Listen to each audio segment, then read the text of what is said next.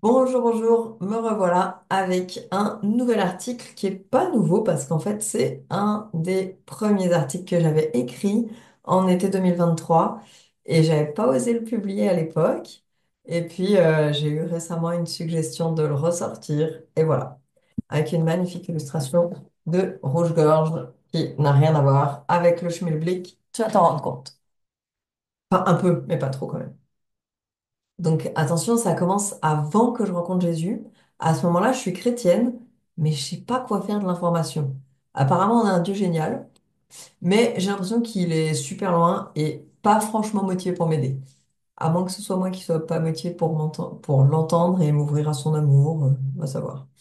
Donc je fais surtout sans lui. Pendant le premier confinement de 2020, les gens m'approchent plus. Plus personne n'approche plus personne de toute façon. Et puis en plus, moi j'ai tendance à tousser un peu pour les éloigner. T'es genre. Donc, c'est génial. Et j'ai une idée de génie à ce moment-là.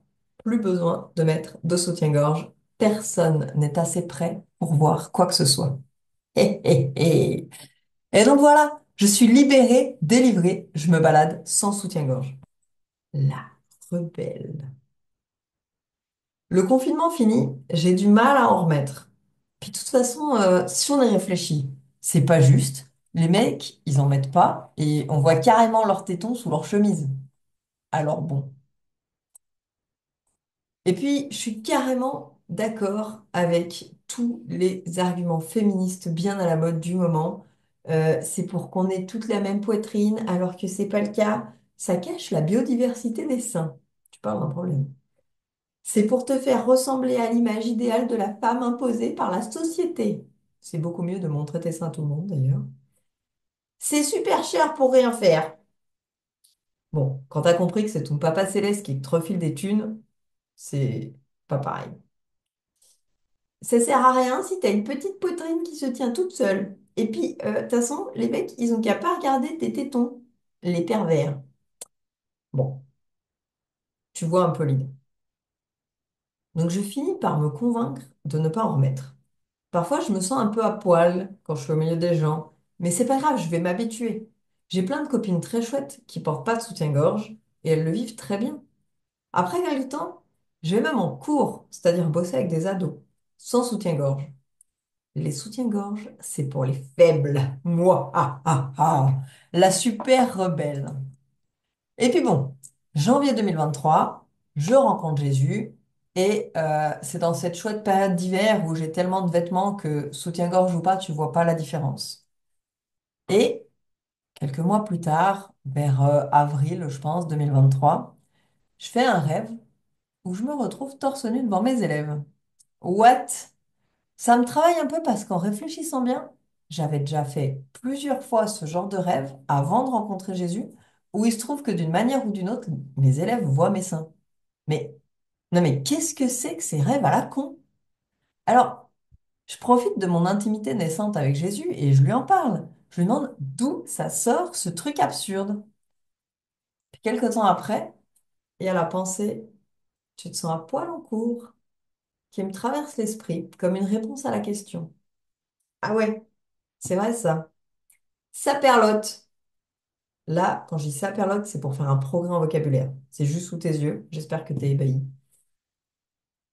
Alors, c'est pas nouveau en plus. Je me sentais pas à l'aise et j'ai voulu insister pour décrocher ce que je pensais être une liberté. Et j'étais complètement dans le déni de mon ressenti pour mieux correspondre à mes valeurs du moment. Alors, depuis le printemps 2023, je remets des soutiens-gorge. Au moins l'été, parce que l'hiver, j'ai 28 millions de couches de vêtements, alors ça suffit. Et en fait, ça me saoule plus. Moi, Je peux remettre des soutiens-gorge sans me sentir écrasée par l'injustice du monde. Ça peut te paraître débile, mais pour moi, déjà, c'est une méga victoire.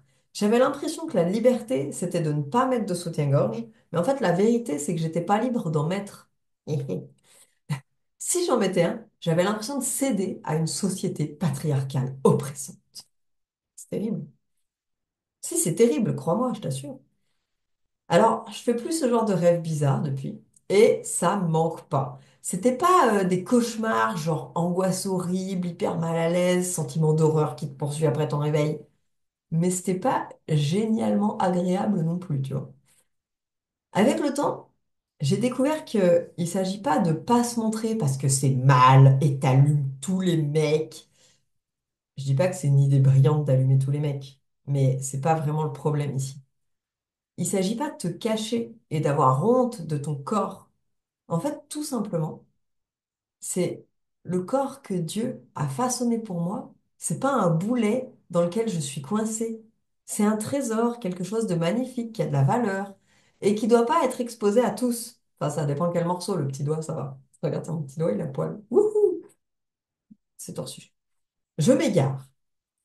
Donc, par rapport à ce corps, j'ai le droit et le devoir d'en prendre soin. Et c'est tout. Voilà pour cet article. C'était Natalia, impératrice des épaisseurs de vêtements. Je te souhaite une belle journée et puis à tout bientôt.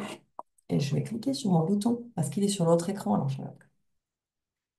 Ouais, c'est bon. Voilà, on regarde comme ça. Et là, je le vois. C'est très naturel.